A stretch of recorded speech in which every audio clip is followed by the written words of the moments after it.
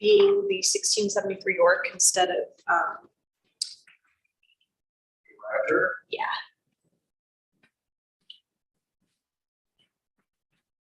So I'm trying to decide if we should have a new Apple ID under director. Yes. Yeah.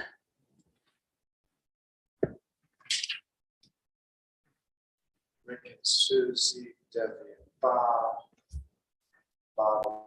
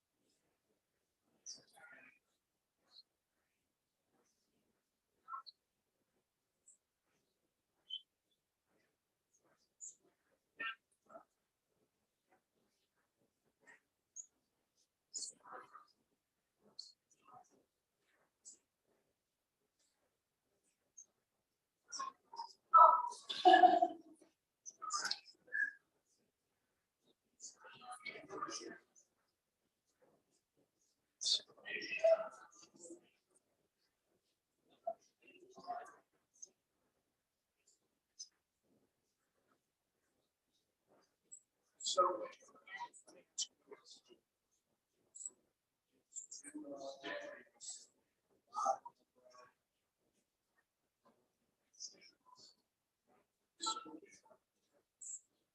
All right, so if I can send it to this next row, then I'll also put Mike in there. So you guys are in this front row.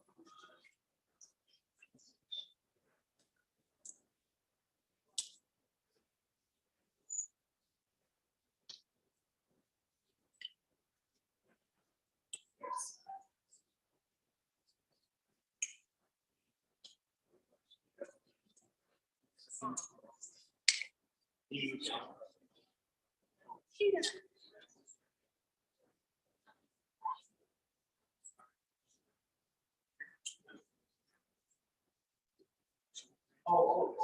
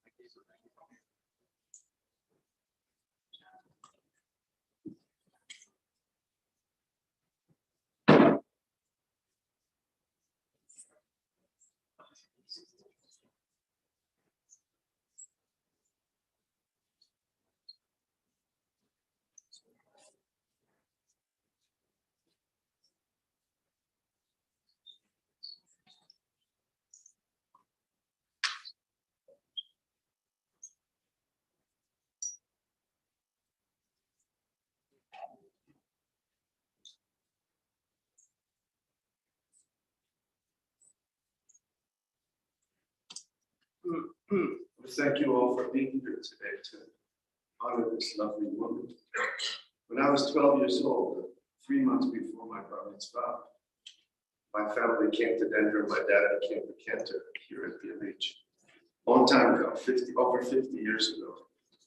And the president of the shul was Jerry Altman and Vice President Leland Hutner. They were a couple of crazy guys. To take on a shul with close to 1,000 families. And the wives sometimes hang out in the back, and you don't know how much they're doing, but if you're the wife of a president of the shul, it's a lot of work too. So I'm happy to be here to honor her. This is Psalm 23. Mizmor LeDavid, Adonai Rohi, Lo Echsa, Binodeshe, Yarisei, Al-Rei Minchot, Yenaleni, Nafshi Yeshua, Yancheni v'madlet tzedek, Hoyleman Shemo, Gam ki eles b'kitzal mavet, lo yirah ki ata imadi.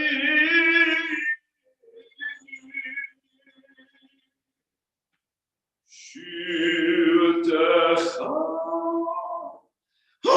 mishanetecha, heima, yenachamuni, ta'arov le'anai shulchan neged.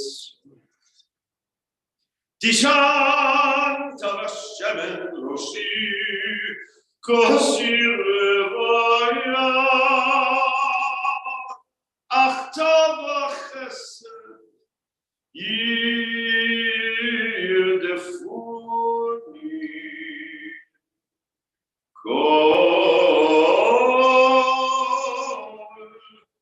yemei chayai, b'shameti b'veit Adonai le'orech yamim.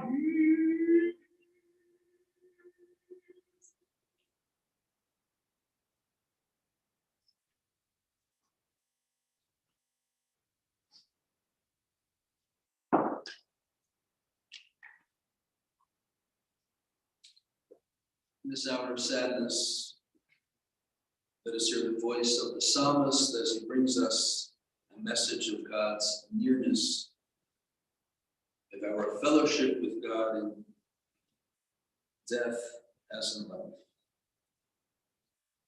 Please join me in the English of Psalm 23, just chanted by the cantor. The Lord is my shepherd, I shall not want. Maketh me to lie down in green pastures, and leadeth me beside the still waters.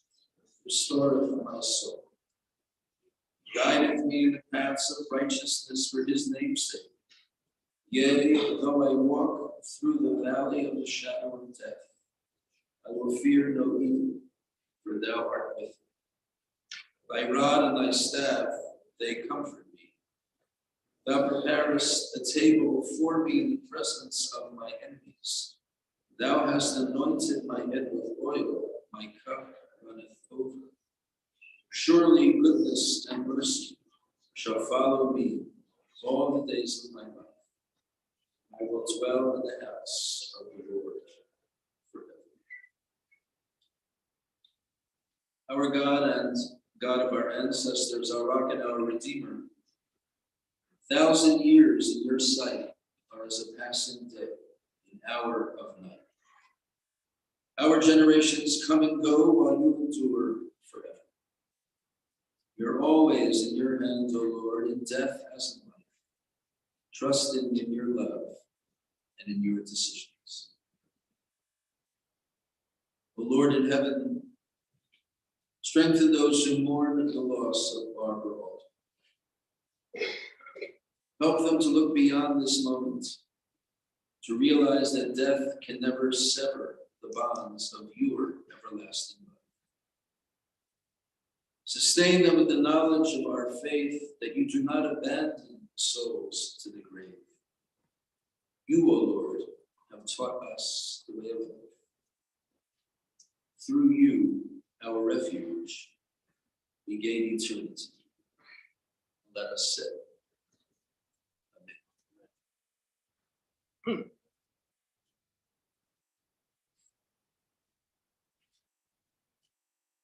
We come on this morning, the time for eating chametz has officially just about ended, marking the onset of Passover holiday.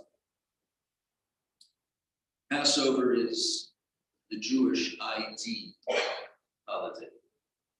It is our master story. Like a master key, it unlocks secrets and mysteries that help explain what is it that makes Judaism tick and what is it that makes Jews tick. I've known members of Barbara's family, especially Rick, for a good number of years. We're occasional drinking buddies. And when Rick called me to tell me that his mom had passed away, I, of course, was very sad, and we made arrangements to visit. And we spent time together last night with other members of the family, some on the phone, Sister Karen, who is going to be speaking in just a moment, and Bob, who was flying in and made it in time to share some of his thoughts, and he'll be speaking as well. And Mike was there also. It was a freewheeling conversation, everyone having a slightly different take on this very impactful woman. Before I turn the podium over to those who actually knew Barbara far better than I did, I just want to tell you about an impression that I had. She was about 94 years old. We just think for a moment of all the changes in the world that have taken place in the past 94 years. One thing never changed. Barbara Altman. And whatever your take on Barbara was, it probably would not change either. She had this ability to relate to each person in a different way. And sometimes the way she related to one would not be the way she related to another. But that was consistent. And there were many words we heard last night in conversation. Of course, I was joined by my friend and colleague, Rabbi Foster, is also going to speak at the end of our funeral today. We heard words like protective, we heard words like loyalty, we heard words like given birth along the way from, on the way to Denver in Springfield. I have to make a stop.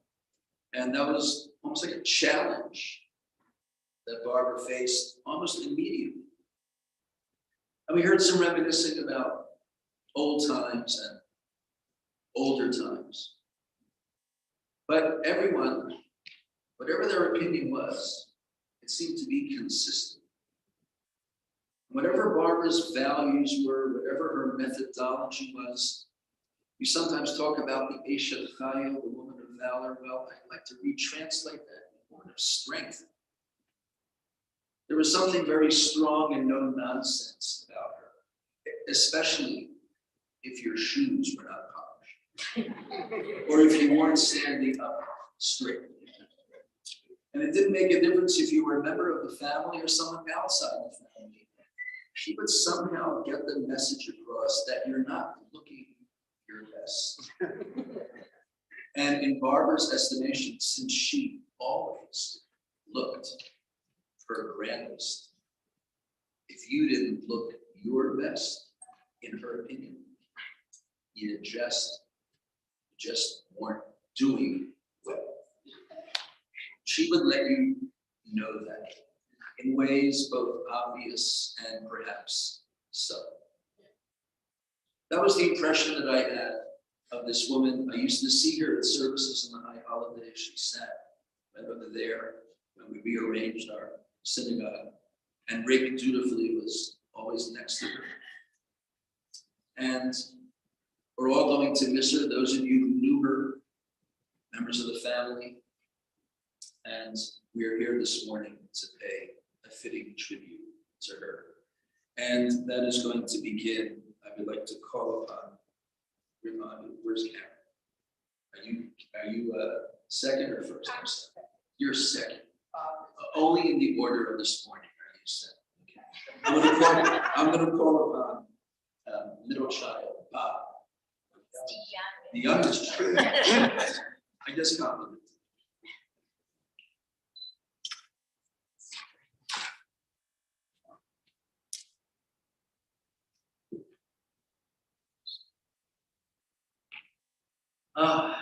Be your tennis partner one day, Rabbi Cousins. Anyway, thinking about these last few days, Mom was a great mom to me growing up. She made and taught me how to make delicious breakfasts, cinnamon toast, chocolate milk, and grape juice. And even cheese omelets. This developed into a real enjoyment for cooking and being a foodie. A trait that I've really enjoyed sharing with my beautiful wife, Beth, my beautiful daughters, Katie and Amy. I can't say Mom taught me how to knit, but her beautiful baby blankets still sit on Katie and Amy's beds. Mom taught me the importance of school and getting good grades. Mom got me to tennis tournaments all over Colorado and even a few to Salt Lake City and Provo, Utah. That was a tough one because they didn't serve coffee in Utah back then. Best Westerns and burgers. Loved it. After I left for college and visited the rest of the country, Mom talked to me on landline and cell about every Sunday afternoon. We kept the calls light, but the connection was strong. Mom was stoic at times, but her perseverance, which aided her as a child, was light at the end of the tunnel for me through my early years in adulthood. Our daughters are no strangers to the word perseverance. Mom's inner strength and perseverance got her through back-to-back bouts of COVID and pneumonia at age 91 and to 94 plus a few days ago. Most importantly, these last 6 years, Deb and Rick have done the heavy lifting for Mom. Debbie has been front and center with managing personal affairs from bookkeeping to getting Mom to appointments at the doctor's office, the beauty shop. We all know about Mom's hair. Rick got Mom all over town for a variety of doctor's appointments and business meetings. Before the dementia set in, I would hear great stories of visits with Deb, Rick, and Susie. Mom loved it. Rick and Susie, when you took her out on Sunday evenings or brought in food, and Rick and Susie's granddaughter, she's in town, is married, is named rather after Barbara. Baby B. I so thank the three of you for your love and care of Mom all these years. You three were a godsend. And the professional guardian angels for Mom these last 5 years of keeping Mom alive for longer than expectation, some of which are here today. The staff over at Mom's building, One Polo Creek, has been a huge help for 20 years. But I have to give out a huge embrace to you, Michelle, Julia, David, Cookie, Chloe, Gonzalo, and Toddy, and others. I apologize for missing. Your caregiving was professional, extraordinary, and a lot of love and thanks to all of you. And to Mom. I love you. I miss you. Thank you.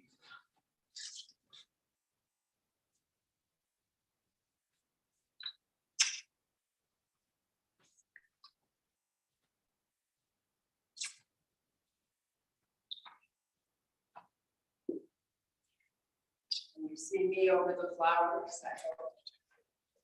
I'm Karen Sussman. I'm Barbara's baby sister.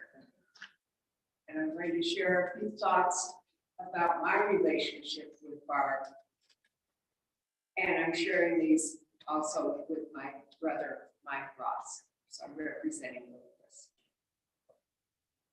When you remember Barbara, you might think of her as beautiful, coiffed, and couturier. And she was. But Barbara was so much more. As I said, I'm Barbara's baby sister. She was 15 when I was born, and my mother missed Barb's confirmation at Temple Emmanuel because I was born that day. And as I thought about this, I thought I'm going to just share a few memories to flesh out who Barb was to me, because Barb was so much more. She was smart, a constant reader. She always had a book going and read the Denver Post from front to back. And that was when the Denver Post had lots of pages. Barb was an incredible knitter. I still wear the sweaters Barb made for me 30 years ago. Sorry, Barb, I'm frugal, not fashionable. Barb made baby blankets you heard from Bob, for my children and many others. The whole family benefited from her knitting prowess, but Barb was so much more. When I built my house 56 years ago, Barbie lined all my kitchen drawers with contact paper. That contact paper has stood the test of time, and I see her handiwork and love every time I reach for a fork or a spatula. She lined the shelf edges in my linen closet with red rickrack that was festooned with little red pom-poms.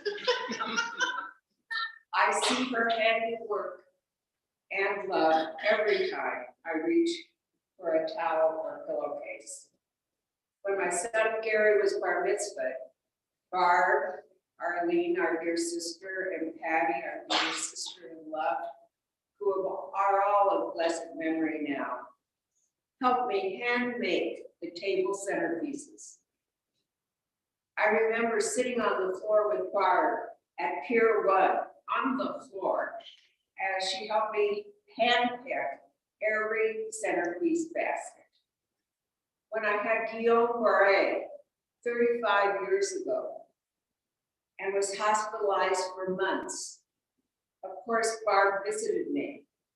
But what I remember was her touch, her healing hands when she rubbed my back. Yes, Barb was so much more. Our sibling birthday lunches were epic. Barb, Arlene, Mickey, Patty, and I had these raucous lunches for each one's birthday. We all laughed so hard and so loud that people would stop by our table to find out what was going on. We were lucky.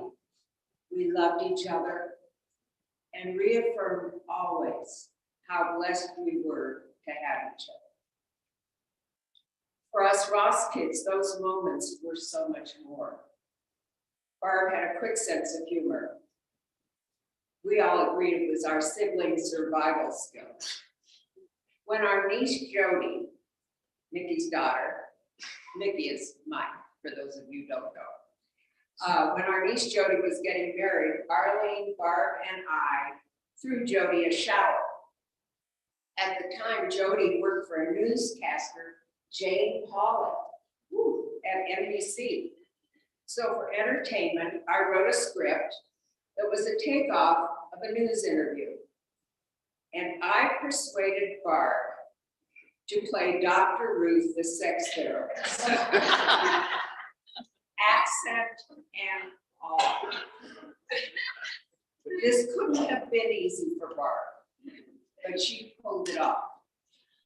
Yes, Barb was so much more. Remember, these are a few of my memories with Barbie. I never called her Barbara in my whole entire life. 5 years ago, I broke my arm when I tripped over my dog's leash. I called my son Gary to tell him, and by the time I got to Swedish hospital, Gary had alerted everyone in the family. So picture this, I'm lying in the emergency room and 90-year-old Barbie and her walker walk in. Barb was no longer driving, which meant she had to call an Uber to get there.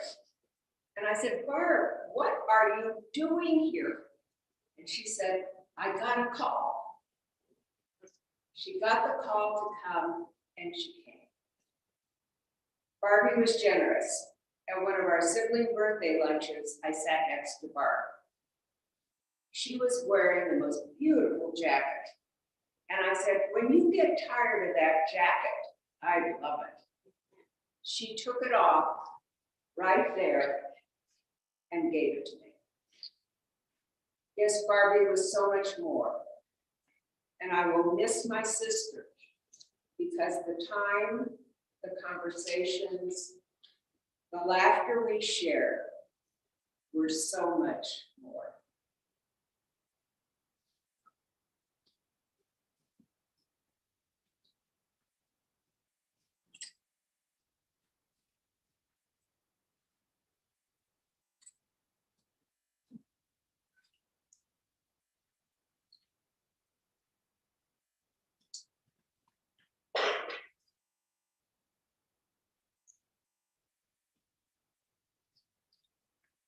Elohim, our God and God of all generations. Thou governest all things with infinite wisdom and mercy, and who guidest the destinies of all humankind.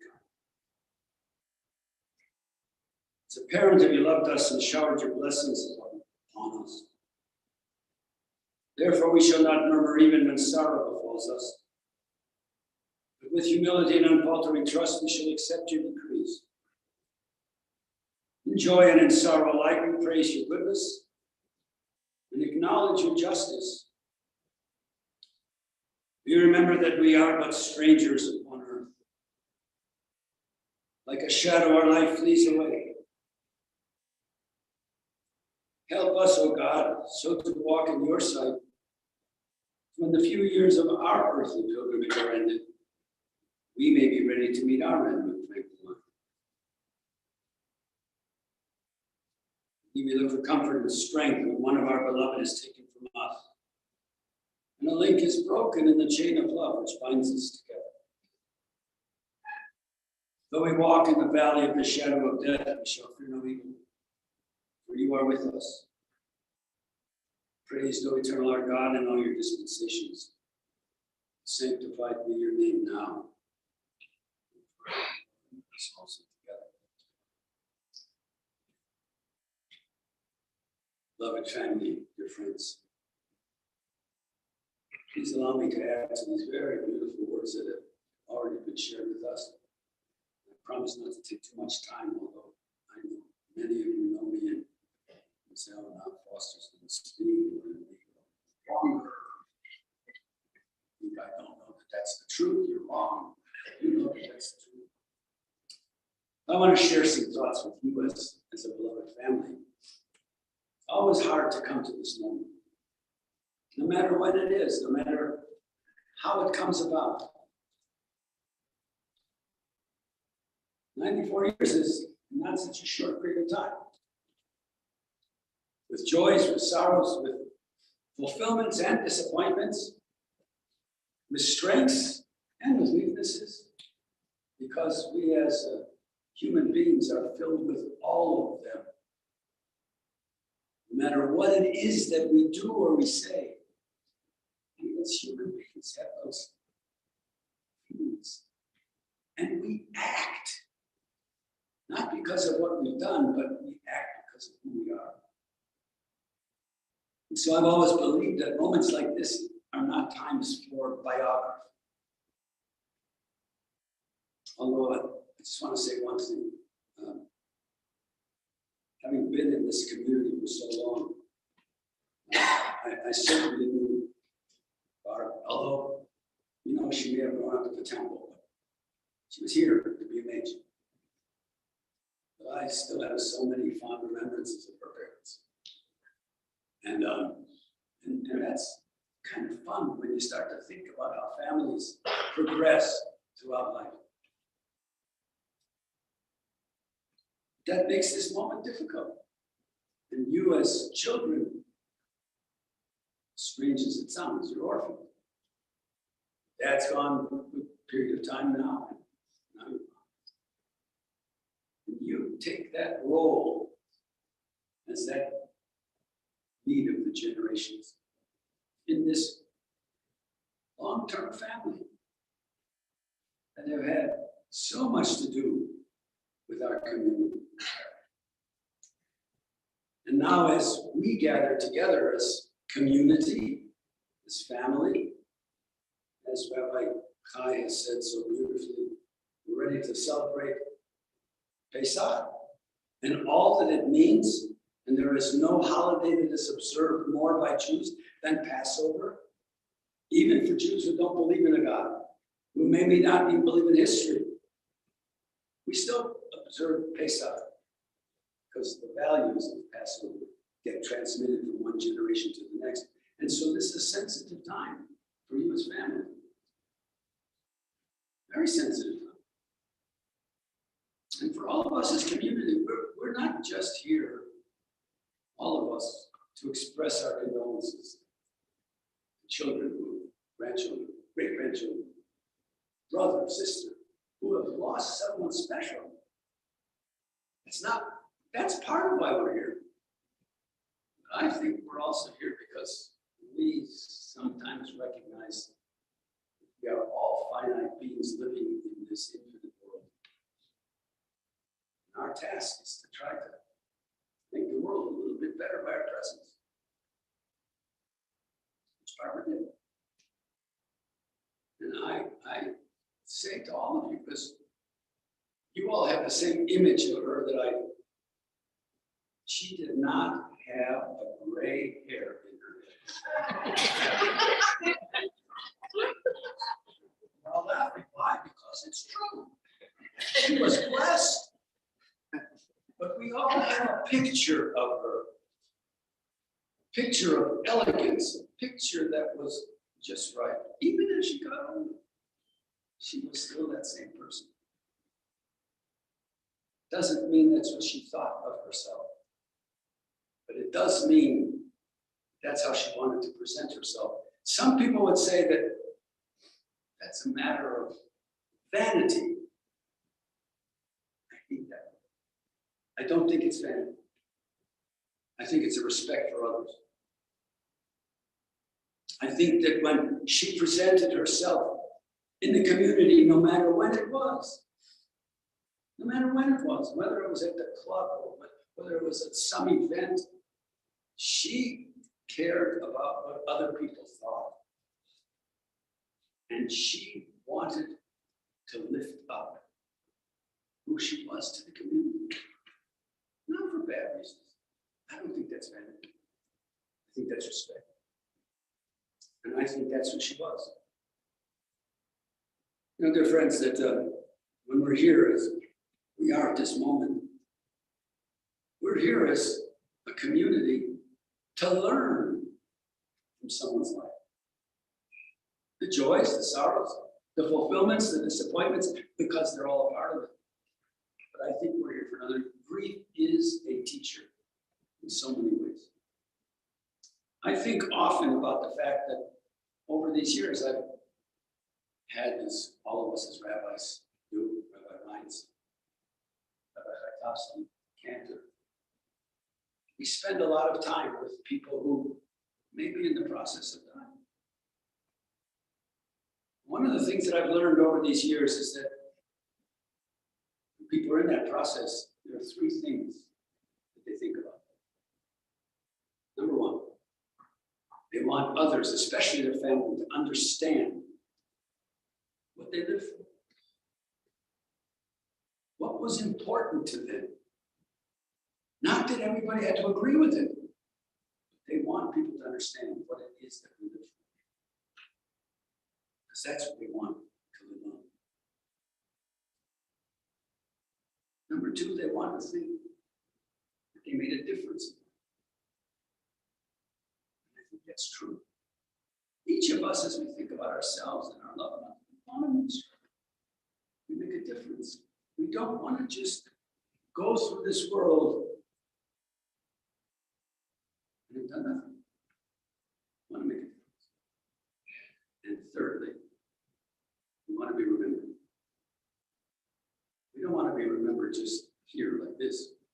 We want to be remembered in the future for what it was that we stood for. I think she was the same way.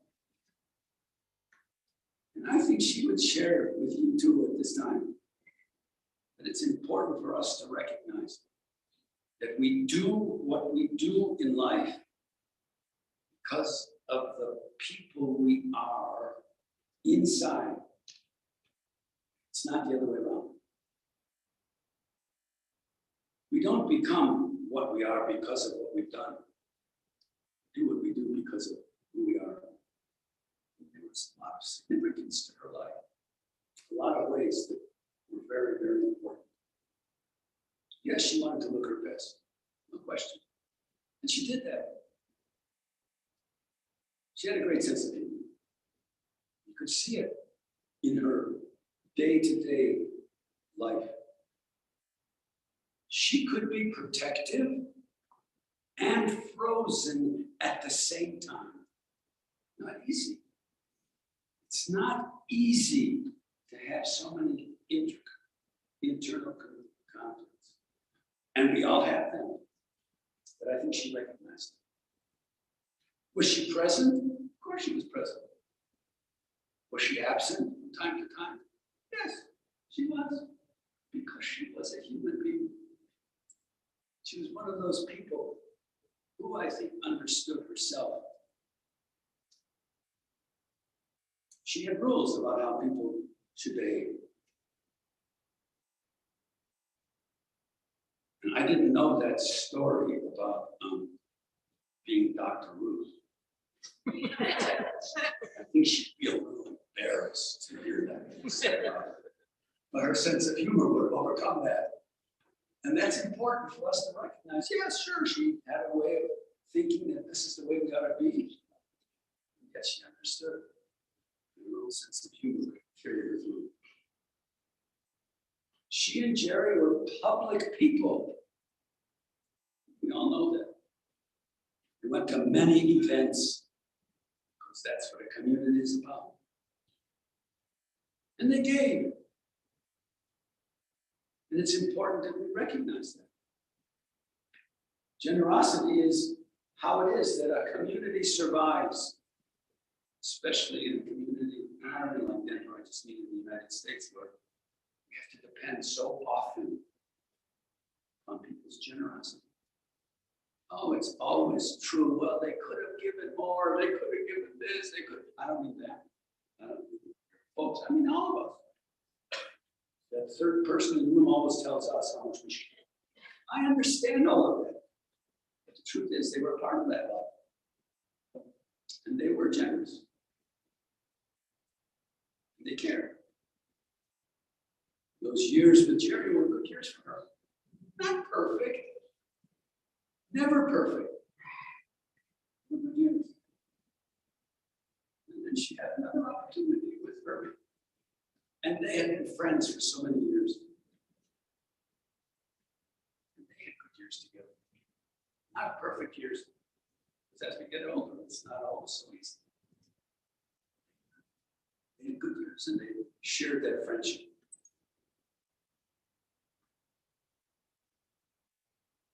I believe that we learn from our strengths.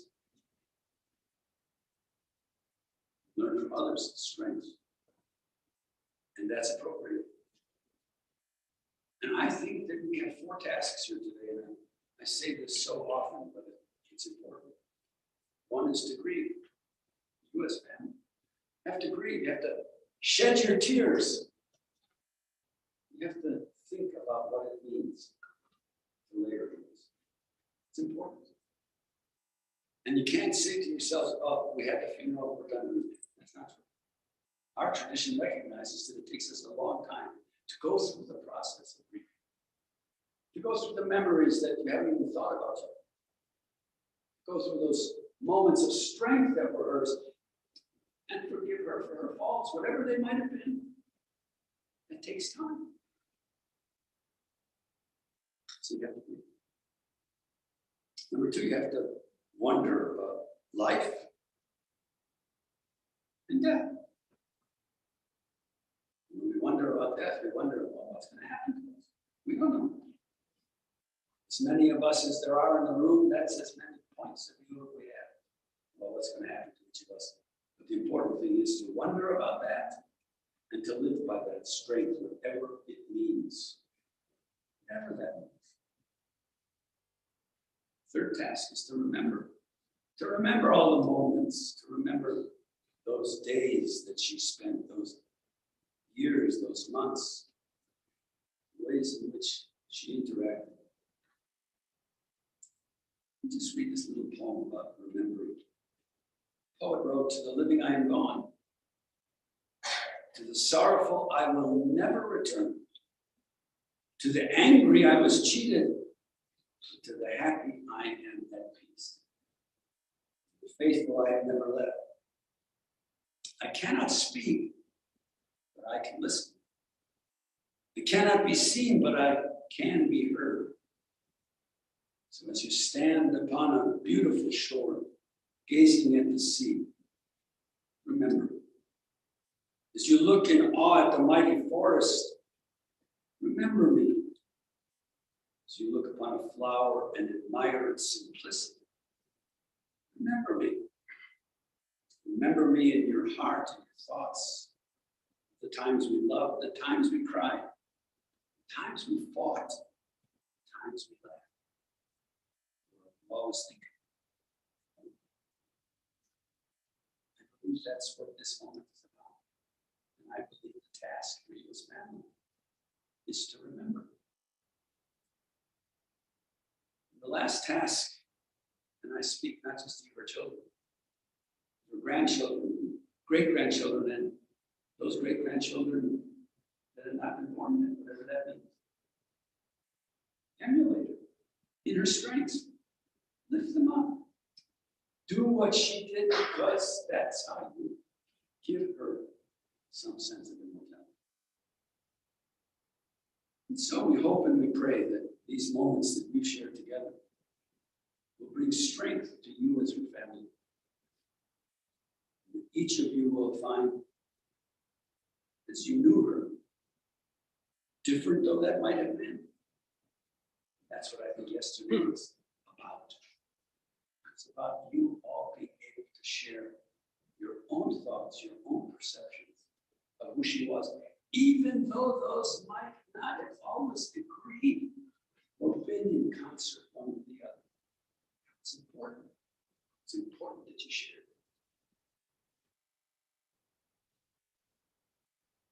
I want to end with this poem because I use it often, but I believe it. The poet wrote, "When I die, if you need to weep, cry for someone walking the street beside you. And when you need me, put your arms around others and give them what you need to give me. You can love me most by sharing your joys and multiplying your good deeds. You can love me most by letting me live in your eyes and not in your mind. And when you say Kaddish for me, remember what our tradition teaches. Love doesn't die. People do. So when all that's left of me is love.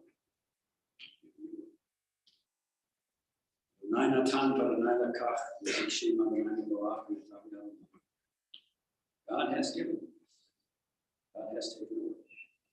Praise be to God.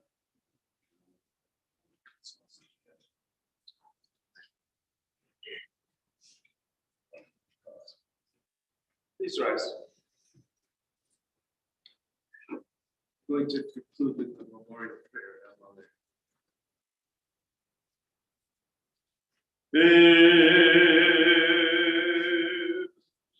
Malerachami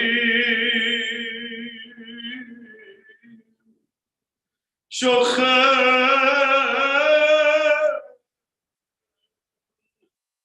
Amromi Ametze Menucha Nechona Tachat Kanefei Ashechina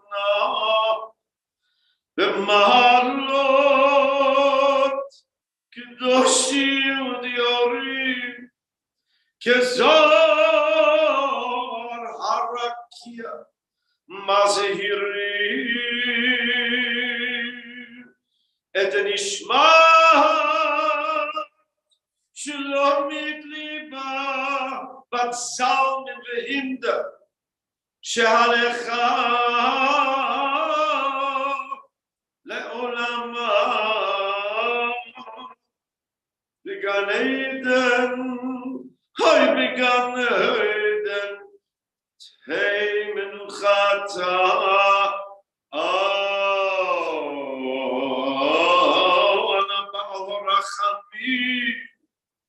Hastireh Beseder Knafech Leolamim Utzerar Bitzrar HaChayim Nishmata Adonai Hu Nachalata V'tanuach b'shalom al mishkava v'nomar Amen.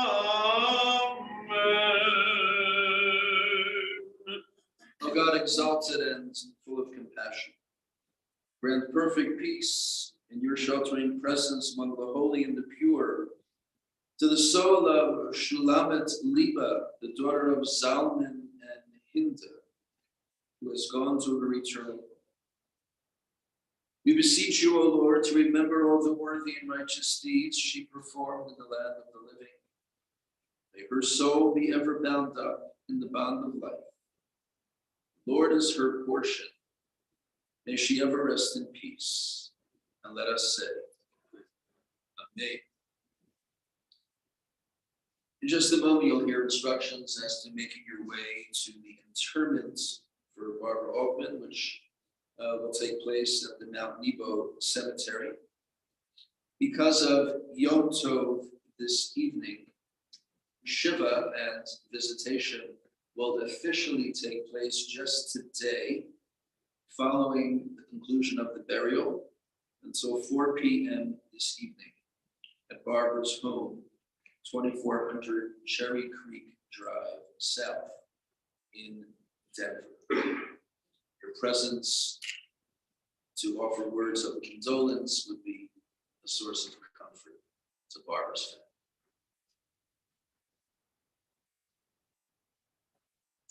Ladies and gentlemen, that does conclude our service here at the BMH burial. As Rabbi mentioned, will be at Mount Nebo. We do have an escorted procession today, so if you'd like to join us for interment and in the procession, we'll ask you to return to your cars as quickly as possible. You can start lining up facing the exit of the parking lot. Please have your hazards on in addition to your headlights. That will identify you as being part of our procession. If you're not going in the procession, we can ask you to give way to those who are. Maybe ask you to use head east out of the parking lot and use the backside of the BMH facility. Thank you for your attendance. We'll ask you to remain in your places as we escort the casket out. If I can invite the pallbearers forward at this time.